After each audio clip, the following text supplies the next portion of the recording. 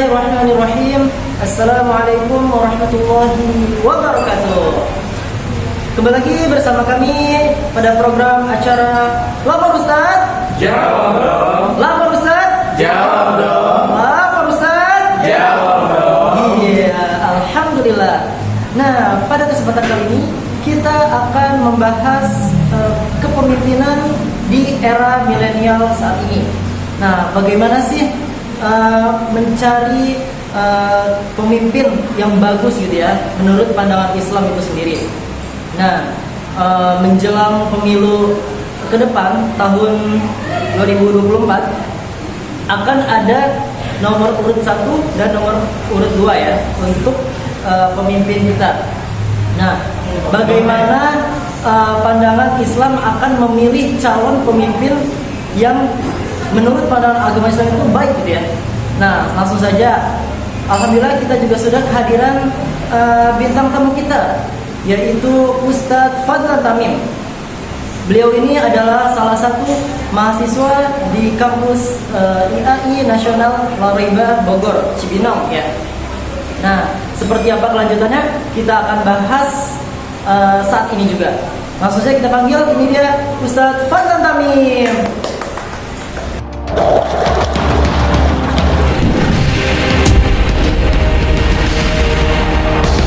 Nah, alhamdulillah kita sudah dihadirkan Ustadz Fadlan Tamim ya di tengah-tengah kita. Namun sebelum masuk ke pembahasan kita tentang bagaimana mencari atau memilih pemimpin, calon kriteria itu seperti apa yang baik menurut pandangan agama Islam. Nah, tentu saja kita akan mengulik sedikit profil daripada Ustadz Fadlan Tamim ini sendiri ya. Langsung saja, bagaimana Ustaz? Assalamualaikum Ustaz. Afwan. Waalaikumsalam. Masya Allah, gimana kabarnya? Kabar baik, Alhamdulillah. Nah, gimana Ustaz? Sedikit profil nih, boleh dong tunjukin ke teman-temannya. Ya. Bagaimana sudah tadi dikenalkan oleh pembawa acara, bahwa nama saya Fadlan Tamim. Aktivitas saya mengajar di beberapa sekolah, juga sebagai mahasiswa aktif di IAIN Laraiba Bogor, jurusan komunikasi penyiaran Islam. Terus apa lagi nih? Hobinya Ustaz, boleh tahu nggak? Hobi saya pagi-pagi tuh saya suka goes tuh ya, cari keringat dengan main sepeda. Iya, biar sedikit lah pada. Insyaallah. Nah, itulah sedikit profil daripada Ustadz Fadlan Tamim kita ini. Ternyata beliau ini selain sibuk di kuliah, ternyata beliau juga mendalami tentang bagaimana membaca-baca buku saja. Maksudnya tentang kriteria calon pemimpin gitu yang baik menurut pandangan agama Islam. Nah, kalau menurut Ustadz sendiri nih, kriteria pemimpin yang baik menurut agama Islam itu seperti apa Ustaz? Boleh disebutkan? Boleh dijelaskan langsung saja. Iya. Bismillahirrahmanirrahim. Jadi kalau ditanyakan kriteria yang baik seperti apa dalam pandangan agama Islam, itu yang pertama adalah seorang pemimpin yang beragama Islam. Betul. Nah, ini dulu nih poin yang pertama, karena poin yang pertama ini beberapa tahun yang lalu gitu kan, sempat ramai dibicarakan di mana-mana karena terkait dengan adanya seorang pejabat publik gitu ya, berbicara kepada masyarakat umum tentang Al-Maidah 51, dan itu kan menjadi sebuah bombastis ya. Iya, betul. Jadi sebuah bombastis di tengah masyarakat, melebar kemana-mana sampai demo berjilid-jilid, kan, hanya untuk agar pejabat publik ini bisa diproses secara hukum. Nah, kalau kita lihat memang secara ekstensinya terkait dengan Al-Maidah 51 ya memang semua tafsiran yang ada itu kitab-kitab tafsir para ulama juga memang mendefinisikan aulia di situ adalah pemimpin. Ya. Ada juga di ayat yang lain dengan teman setia. Ya. Ada juga ya macam-macam, tapi semuanya tidak keluar daripada tentang pemimpin yaitu seorang muslim. Yang pertama itu sih untuk untuk kita sebagai kaum muslim. Nah, itu dia teman-teman. Poin yang paling utama yang harus dipilih pemimpin itu seperti apa menurut agama Islam adalah pemimpin itu harus Islam. Ya, itu juga dijelaskan pada Al-Quran surat Al-Maidah ayat 51. Nah, terus Ustaz, ada lagi nggak nih poin-poin yang disampaikan? Yang kedua, kriterianya apa aja? Ya, memang tadi ya kalau secara agama, agama kita Islam gitu ya, maka poin pertama dari Islam. Selebihnya daripada itu ya barangkali sifatnya lebih umum gitu ya. Sifat umum itu dalam arti harus cerdas, berakhlak gitu ya, kemudian juga berintegritas, dia jujur. Nah, poin-poin itu semua kan bukan hanya kita sebagai beragama Islam ya, tapi untuk seluruh umat beragama. Nah, 3 hal ini wajib ada pada seorang pemimpin. Apalagi yang pertama adalah barangkali jujur kali ya. Bagaimana kita harus punya pemimpin yang punya integritas tinggi, di mana di saat banyak sekali para pejabat publik yang dia pada awalnya dilantik gitu ya di bawah kitab suci gitu kan. Kalau dengan agama yang lain dengan cara agama mereka masing-masing, tapi sehingga pada akhirnya dia korupsi, dilantik dengan berpakaian sangat rapi, berjas. Ketika pada perjalanan karirnya, dia dilapisi dengan rompi oranye. Tulisan belakangnya Pak, tahanan KPK. Itu kan kita sangat menyedihkan sekali ya, sangat miris sekali para pejabat. Ya, dia sudah diberikan amanah yang cukup besar untuk mengurusi satu masalah, kemudian juga sudah digaji oleh negara dengan sangat besar. Bukan hanya gajinya saja kan, semua fasilitasnya juga dia dapatkan, fasilitas tempat tinggal, kendaraan, kesehatan, segala macam sudah, semuanya sudah terpenuhi, difasilitasi semua oleh negara ya. Tapi karena orang-orang tersebut barangkali serakah ya, tidak puas dengan apa yang dia punya, sehingga korupsi lah menjadi jalan ninja dia. Jadi itu yang pertama adalah integritas, harus punya sifat kejujuran yang tinggi. Itu dia. Kalau dikasih amanah, dia harus penuh bertanggung jawab ya Ustaz. Nah, tips yang ketiga apa nih Ustaz? Ya. Yang ketiga adalah menurut saya gitu ya, adalah harus cerdas. Ya, cerdas secara emosionalnya, lalu cerdas secara politiknya, kan? Karena yang akan dia urus itu adalah sebuah daerah yang sangat luas cakupannya. Apalagi nanti nih di tahun 2024 kita memilih presiden dan wakil presiden. Di mana presiden ini dipilih dengan dana yang sangat mahal, ongkosnya mahal untuk mengurus seluruh wilayah Indonesia dari Sabang sampai Merauke, mengurus ribuan pulau, mengurus ratusan juta umat manusia yang ada di Indonesia ini. Itu dibutuhkan seorang pemimpin yang cerdas, intelektual. Harus betul-betul harus cerdas. Dia harus kuat secara politik, juga harus kuat karena dia akan berhadapan dengan berbagai macam rintangan-rintangan yang akan dia hadapi dalam menjalani kepemimpinan. Aduh, Masya Allah. Mungkin ada lagi Ustaz atau emang sudah cukup? Ya sebetulnya untuk bicara tentang kepemimpinan nasional sih emang itu ya harus dibutuhkan adalah integritas, yang kedua adalah dalam kecerdasan. Dia harus bisa cerdas secara pemikirannya, cerdas secara dia bisa berkomunikasi dengan semua pihak gitu ya. Tidak hanya menguntungkan satu pihak, tapi menginjak pihak yang lain, tidak. Tapi semua pihak itu harus dirangkul. Bahkan orang-orang yang katakanlah sekarang anti NKRI ini ya, yang dicap radikal, ya seharusnya orang-orang itu jangan langsung dihukum begitu saja dong ya.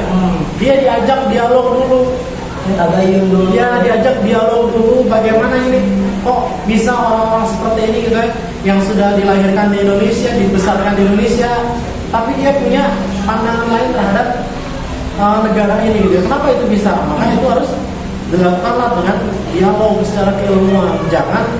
Jangan pikiran orang dilawan dengan hukum. Ya. Pikiran orang dilawan dengan cara-cara represif gitu ya. Beda sedikit tangkap tidak. Tapi harus mengedepankan dialog. Betul. Itu ya teman-teman ya. Terkadang seseorang itu lupa akan di mana dia dilahirkan, dari mana dia mendapatkan air susu, dari mana dia keluar dari tanah Indonesia ini gitu kan. Dia lupa sama tanah dia lahir, di mana dia lupa itu. Itu kira-kira ada nggak Ustaz solusinya untuk orang-orang seperti itu, mungkin menurut pandangan agama Islam sendiri? Ya memang dalam pandangan Islam sih yang seperti itu lebih kepada kemaslahatan ya. Iya, betul. Kalau apa yang dia pikirkan kemudian itu ternyata bertentangan dengan nilai-nilai kita sebagai negara bangsa Indonesia, kemudian dia praktekkan dalam kehidupan sehari-harinya, gitu kan, dan itu dampak yang tidak baik terhadap kesatuan dan persatuan kita, ya maka itu harus dihilangkan hal seperti itu. Ambisi-ambisi kita untuk merusak tatanan nilai kebersamaan kita, keragaman kita ini harus disingkirkan. Tapi yang pertama adalah dengan cara-cara yang benar, dengan cara-cara dialog. Ayo ngobrol dulu lah, ya, ngopi dulu lah, ya, santai. Iya, jangan langsung dialog dengan hukum. Malah orang seperti ini akan beringas. Ya, akan beringas ketika dia sudah keluar daripada tahanan, bukan itu saja, tapi lebih diutamakan dialog. Ya, dialog dengan orang yang langsung, kemudian dengan para tokoh-tokoh agama, gitu kan. Itu pun harus dialog yang dikedepankan. Nah, itu dia teman-teman. Bisa disimpulkan bahwa pembahasan kita kali ini tentang bagaimana mencari atau contohnya kira-kira kriterianya seperti apa pemimpin yang baik gitu ya di era milenial seperti saat ini. Tadi ada yang pertama adalah dia harus Islam ya. Pemimpin itu harus Islam. Yang kedua adalah dia harus berintegritas. Nah, dan yang terakhir dia harus cerdas. Nah, itu dia. Mungkin sebagai closing statement nih, Sir, pada pembahasan kita tentang kali ini, bagaimana mencari pemimpin yang bagus menurut Islam. Seperti apa, Sir, closing statement-nya? Barangkali bukan hanya menurut Islam kali ya, tapi lebih pada umum gitu. Betul, saya setuju dengan beberapa para politisi ya. Para politisi yang harus bagaimana nih para calon-calon presiden ini otaknya harus digali dulu. Isi pikirannya itu apa gitu ya, terkait dengan mengurus Indonesia ini, isi pikirannya apa. Betul. Jangan sampai rakyat ini memilih pemimpin seperti membeli kucing dalam karung. Dia hanya kenal doang siapa orangnya, nama-namanya doang, mukanya siapa, tapi otaknya nggak tahu isinya seperti apa. Nah, makanya inilah ya datangkanlah ke universitas ternama ya, datangkanlah ke UI, datanglah ke UGM gitu kan. Mereka tempat-tempat yang sudah punya metodologi yang cukup hebat dalam dalam menggali isi pikiran orang itu seperti apa. Nah, itu dia teman-teman pembahasan kita pada kali ini. Cukup menarik ya tentang bagaimana kriteria mencari pemimpin yang berakhlakul karimah yang paling baik ya menurut agama Islam itu sendiri. Jangan kemana-mana, tetap di Lapor Ustaz. Jawab dong. Lapor Ustaz. Jawab dong. Lapor Ustaz. Jawab dong. Alhamdulillah, kita akan kembali pada sesi reaction video. Bye.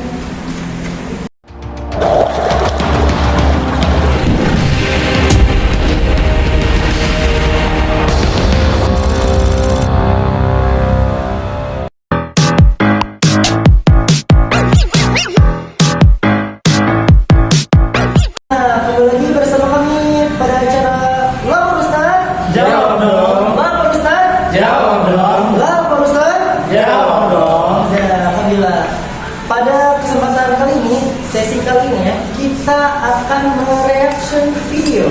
Nah, seperti apa video yang pertama?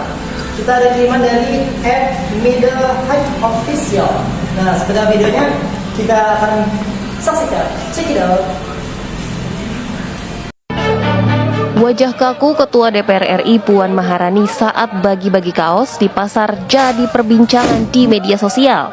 Ekspresi wajah Puan yang terlihat masam tanpa senyum saat membagi-bagikan kaos menjadi sorotan. Bahkan Puan tertangkap kamera sempat ngedumel kepada pengawal yang menyediakan stok kaos untuk dibagikan. Nah, itu dia Ustaz. Bagaimana Ustaz? Kok ada sih pemimpin ya, calon pemimpin bagi-bagi sembako atau bagi baju tadi dilempar gitu Ustaz. Aduh, gimana nih Ustaz kalau pandangan Ustaz sendiri tentang video tadi? Gimana ya? Ya harus lebih mengedepankan adab dan etika ya. Bahwa memberi itu banyak cara, ya, memberi itu banyak cara, tapi di antara cara-cara yang ada, sepertinya cara yang ini tidak patut. Kurang Ya, cara ini tuh lebih pantasnya untuk kita kasih makan gajah di Ragunan kali gitu ya, kita biasa lempar kacang gitu ya. Nah, barangkali pas tuh untuk cara untuk lempar-lempar seperti ini gitu. Tapi kalau kepada masyarakat ya, kepada warga-warga masyarakat kecil, nah cara-cara seperti ini ya yang tidak usah lah, yang perlu lah gitu ya. Ini kan bisa dia minta tolong ke ya Pak, ajudan-ajudannya ya, untuk dibagikan secara baik-baik kepada masyarakat, bisa kan? Betul, bisa gitu ya. Jadi tidak perlu dilempar-lempar seperti itu. Mereka itu adalah rakyat, masyarakat, mereka juga manusia, punya hati nurani, gitu kan? Mereka juga punya harga diri, dan itulah yang harus kita hormati itu kepada rakyat. Bahkan tadi kalau saya lihat ya, aduh, betul yang tadi Ustaz Fadlan bilang ya, seperti memberi makan hewan gitu, kayak hewan buas. Mungkin kalau hewan seperti kucing itu kita juga nggak boleh ngasih kayak gitu saja, masih harus kayak langsung dibawa. Tapi kalau sampai lempar tuh kayak seperti kita ngasih ke hewan buas gitu saja. Nah, itu yang nggak boleh ya Ustaz ya teman-teman ya. Nah, kita lanjut ke video yang kedua. Check it out. Jangan kau katakan pisau silet itu tidak tajam, karena dia tidak bisa memotong batang kelapa. Dan jangan kau katakan kampak itu tumpul, karena dia tidak bisa mencukur kumis. Semuanya ada porsinya masing-masing. Masya Allah teman-teman, Ustaz. Itu dia dari pesan daripada Ustaz Somad ya. Intinya jangan sampai kita memandang rendah orang lain karena dia tidak bisa mengerjakan sesuatu, karena boleh jadi dia sendiri pun bisa melakukan yang lebih daripada yang kita sendiri nggak bisa. Gitu ya Ustaz ya. Nah, kalau melihat Ustaz sendiri gimana Ustaz tentang video Ustaz Somad ini? Video Ustaz Somad ini yang pertama adalah betul adanya bahwa masing-masing kita tuh punya kemampuan, punya kelebihan kita gitu ya. Lalu bagaimana caranya kita bisa menempatkan kelebihan kita itu pada tempatnya. Tapi juga yang penting juga adalah bagaimana ketika seorang pemimpin itu bisa menempatkan anak buahnya itu sesuai dengan pada kemampuannya. Sesuai pada kemampuannya. Ini juga adalah seni dalam memimpin gitu ya. Dia bisa menempatkan orang-orang yang sekiranya punya integritas, dia punya kompetensi pada bidangnya, gitu kan. Kemudian dia fokus di dalam mengurusi satu pekerjaan itu. Jangan sampai pemimpin itu menunjuk salah satu orang untuk memimpin yang tidak bisa dia pegang gitu ya. Nah itu dia teman-teman. Nah terakhir nih video yang terakhir akan kita lihat ya, langsung saja check it out. Siapa yang jadi surat? Gua. Salat. Allahu Akbar. Nah itu dia kiriman post daripada @dakwah.media. Masya Allah ya. Tentang kayaknya nih lebih ke mengajak orang untuk sholat misalnya. Bagaimana tanggapan Ustaz tentang video tadi? Ya, tanggapan saya dari video ini bahwa ada benar dan ada sedikit yang perlu dikoreksi barangkali ya. Kenapa? Karena siapa yang mau sholat gitu kan? Siapa yang mau rezekinya lancar itu ya? Kemudian sholat gitu kan? Nah itu bahwa yang pertama adalah jangan hanya memandang rezeki itu hanya daripada sisi materi. Itu yang pertama. Bisa saja Allah memberikan rezeki itu pada kebutuhan rumah tangga, badan yang sehat, ya, pikiran yang selalu ceria gitu kan. Nah itu yang pertama, jangan selalu diukur dengan materi. Karena kenapa? Karena kalau kenyataannya rezeki diukur dengan materi, ya kita akan melihat pada kenyataannya banyak orang-orang yang rajin sholat, tetapi dalam segi materinya dia serba berkecukupan gitu ya, makan apa namanya, dia mencari rezeki hanya untuk makan sehari-harinya, dia merasa kurang terhadap rezekinya. Nah, itu dia. Satu di antaranya adalah jangan hanya kita memahami rezeki itu hanya sebatas daripada materi saja. Jangan kita menganggap rezeki itu hanya berupa materi saja. Masya Allah. Pembahasan kita kali ini tentang bagaimana mencari ke kriteria kepemimpinan yang baik menurut pandangan agama Islam itu ternyata Masya Allah mudah namun sulit untuk dipraktekkan gitu ya. Nah itu dia. Terakhir tadi video yang kita lihat ya, dari open minded ya, ubah pola pikir kita bahwa rezeki itu bukan hanya berupa material saja, bisa jadi dari kesehatan badan gitu ya, terus Keluarga yang bahagia, sakinah mawaddah warahmah gitu saja. Ternyata rezeki itu juga hal-hal yang seperti itu, sederhana banget namun sangat berkelas gitu ya. Masya Allah Ustaz. Alhamdulillah kita sudah di penghujung acara. Tetap saksikan kita pada episode selanjutnya. Terima kasih dari saya Muhammad Azhari. Terima kasih juga untuk Ustadz Fadlan Amin atas kehadirannya. Wabillahi taufiq wal hidayah. Wassalamualaikum warahmatullahi wabarakatuh. Waalaikumsalam warahmatullahi wabarakatuh.